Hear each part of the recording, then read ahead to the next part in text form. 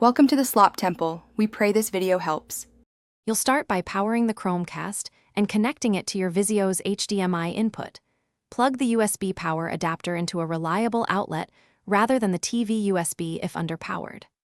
Once done, switch the TV input to the corresponding HDMI port so you see the Chromecast setup screen. Make sure your phone or tablet is nearby and connected to the Wi-Fi network you intend to use. You'll need it to complete pairing. You'll open the Google Home app and choose to add a new device.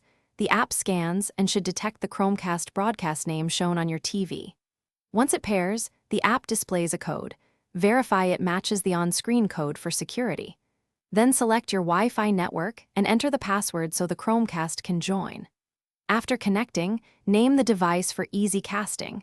This helps you pick it from your phone or voice assistant later. You'll finish by testing casting.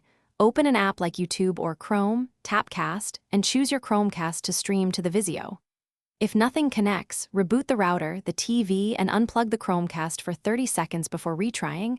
This clears common network hiccups. Make sure your phone remains on the same Wi-Fi band, some routers separate too, 4 GHz and 5 GHz networks.